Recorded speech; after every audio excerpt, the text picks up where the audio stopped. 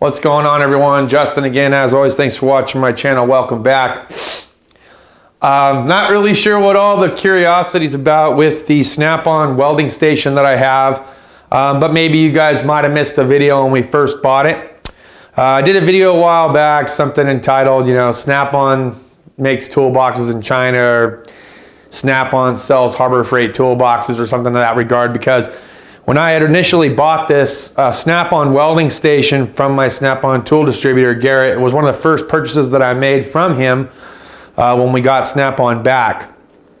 I actually saw this thumbing through the catalog. Someone was asking me where did I find it because they really thought it was a cool looking toolbox slash welding table. And honestly, I was just thumbing through the welding section of the big, thick 5 to 10 pound Snap-on catalog. And I was like, dude, that welding station looks sick. I can't wait to see how much. And if it's within my affordability, I'm definitely buying that sucker. I think it came in at around 13 or 1400 bucks in total, so not too bad.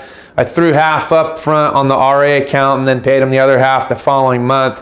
But the reason why I decided to go with this, so I had seen this style of table before on various welding channels, as well as over at Harbor Freight. They have this scissor-like stand thing, right? The only thing I didn't care for about that specific table was not the design of it, it was just how low profile it was. I don't really want to be like bent and hunched way over while I'm welding. You can see with this one, it's a little bit more forgiving height-wise. Kind of comes in here at my waist level. So when I'm standing in front, for perspective, let me grab my welder over here. In case you guys are wondering, where's the welder, bro? I actually put it over here in the corner, and I'll throw a little picture down here to show you, but having the cabinet next to it just has this perfect little space for it, and out of sight, out of mind. But, I'm looking forward to getting back into welding. Here we go. So I got it set up on stick mode for right now because I was gonna try my luck at some stick welding. Life happens, right? I got busy, it got cold, I lost motivation for it, but when I come back to it, I wouldn't mind checking out the stick welding portion of this Titanium Unlimited 200. But if I'm up here welding and I've got my hood on and I'm getting ready to weld, you can see I'm not really like bent over too much. In fact, if I wanted to, I can stand up here and do it. But I find that if I can kind of get fairly close to the project while I'm dragging the stick, I can get some pretty decent welds. Decent welds for me, not for you, okay? I know there's a lot of you guys out there that are keyboard warrior, freaking professional welders. That's cool. And I know there's a lot of you that are actual professional welders that know more about welding than I do.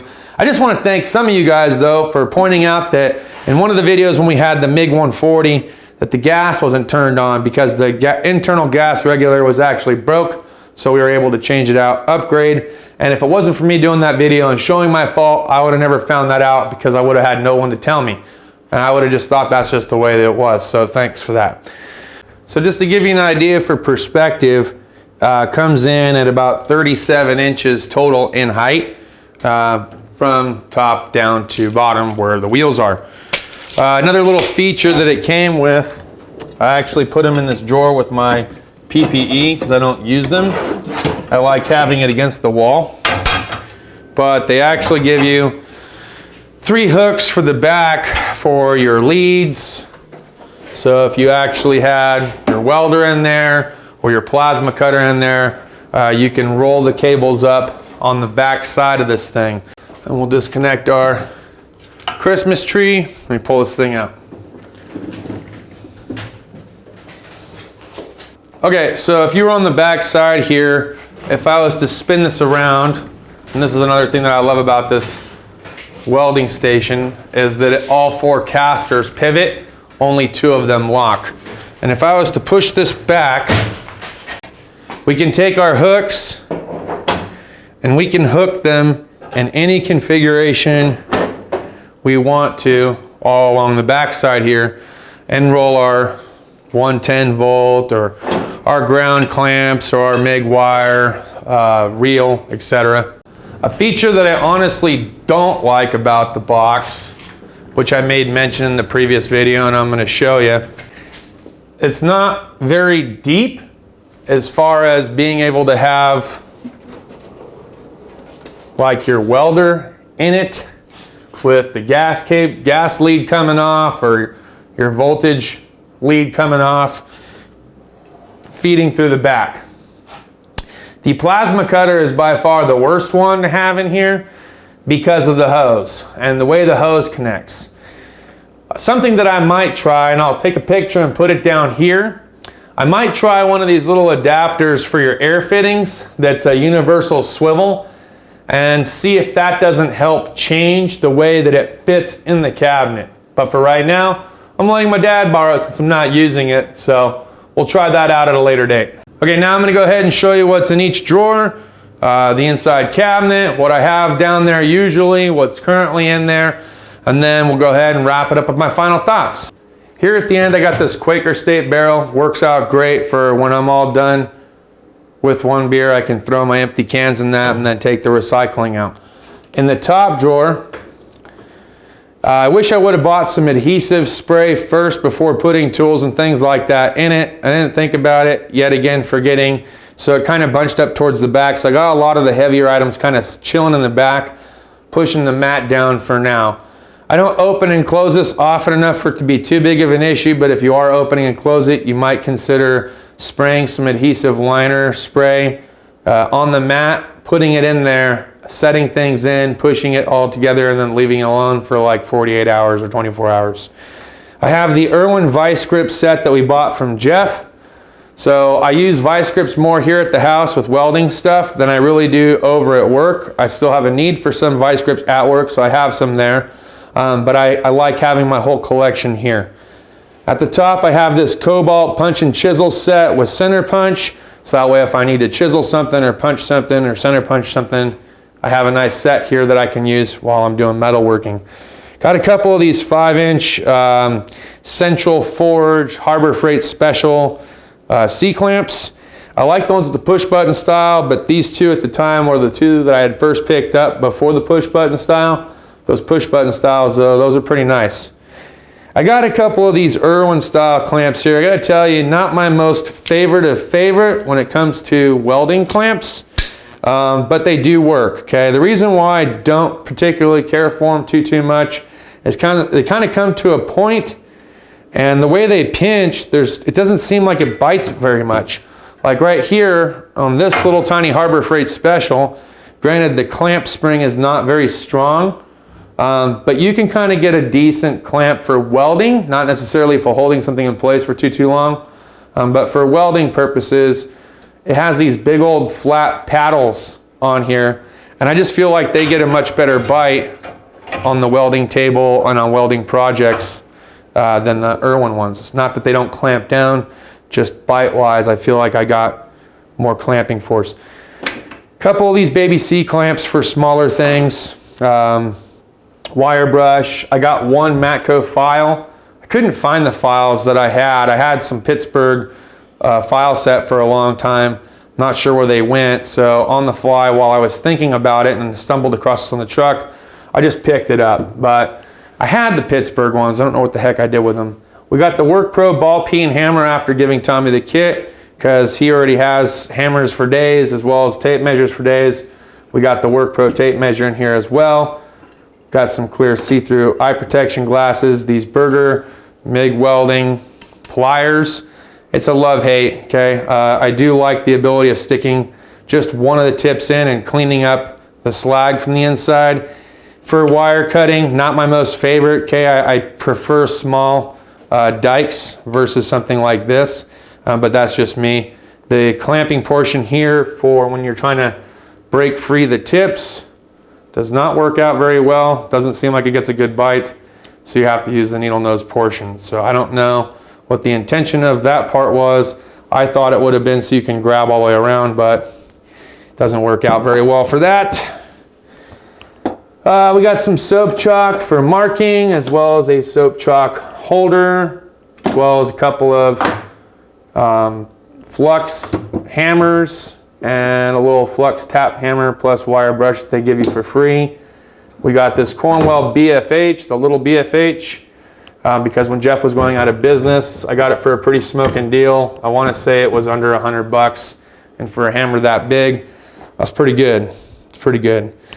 Let's go ahead and move. Oh, and I got these Craftsman flat bill pliers, mainly because I'm always working with flat steel of some kind, and I like scooping it up and grabbing it and then spraying it off so that way it's cooled down. So for that, I prefer those over the other ones. Again, because there's no spring tension behind these, I don't have to worry about it springing back on me. If I lose my grip, I'll just drop the piece of metal.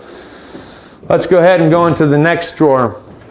So this next drawer that I have down here, it's pretty much comprised of various different types of welding wire. I did a video trying to see if there was a difference on this. Of course, that video, really, I probably should have deleted it because it doesn't show you the difference in the wire because the gas wasn't on. So, but it was a learning experience for me, and I thought it was helpful, so I've left it up in case someone else wants to know what it's like when the gas ain't on. I may come back and revisit that video, do it all over again, but this time with a machine that actually has the gas regulator working. We've also got a couple of these 3-inch cutting blades that came with our Milwaukee 3-inch cutter. I thought this would be great, handy and small, just to make small cuts here and there as I needed to with welding projects. But if you guys watched any of the welding videos that I did, my least favorite Milwaukee product probably out there because it just doesn't cut worth a crap.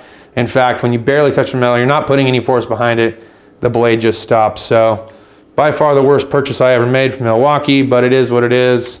I can make it to maybe make some lines or notch stuff out. It's just very, very weak. I got some Warrior wire wheel discs here, as well as a bigger one from Milwaukee. I got some other abrasive quick cleanup disc looking things here.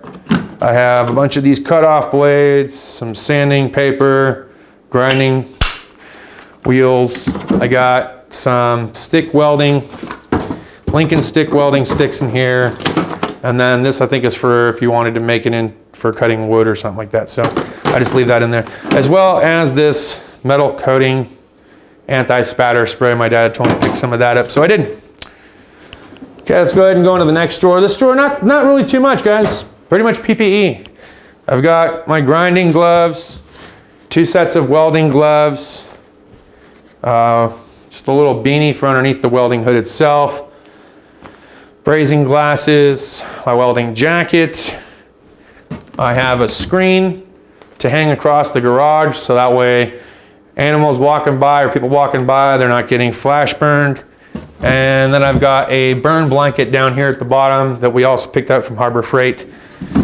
This I actually picked up from a welding supply store, and I think it was made by Stallion, which is the same company that makes my jacket. So that's that. The cabinet. Okay, so typically my titanium plasma cutter would be in here, but I loaned it out to my dad, so it's not in here. All that's down in here really is the Hercules cordless grinder, my DeWalt grinder, and then we've got a couple of welding projects that we started and stopped that I'll get back to, plus a whole bunch of license plates back in the back. I actually gave my dad half a stack of license plates. So story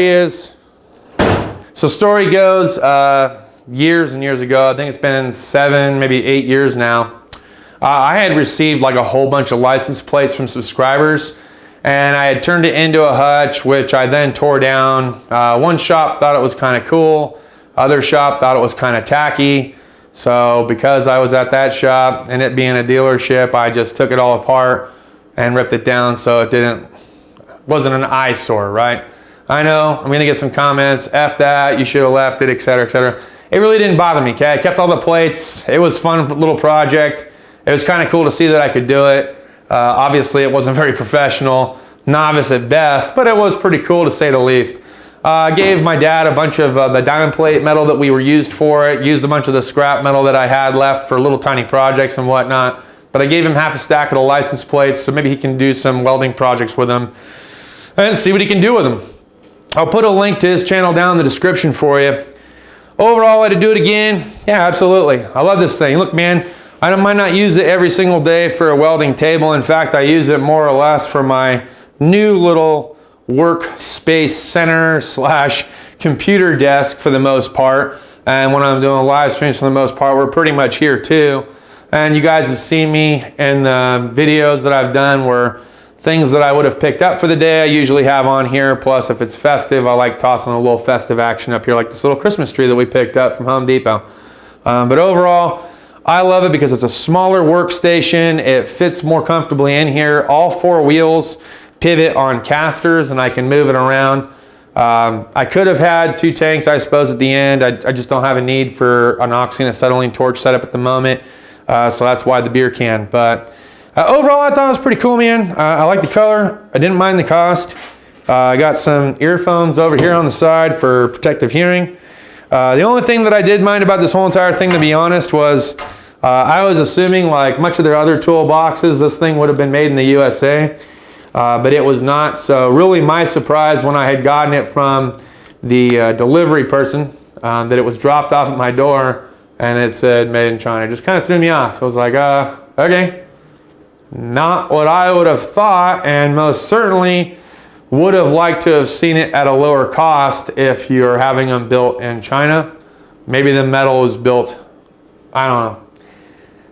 I have no idea what, I don't know if it was like, it's just weird, man. Like, right? It's weird. Because you think of Snap-on and Snap-on boxes, and yeah, some of the components they have imported from like Taiwan. Some of the stuff they have imported from China, assembled in USA. But for the most part, most of their stuff's made in the USA. And especially their boxes, I wouldn't have assumed anything different. I would have thought made in USA.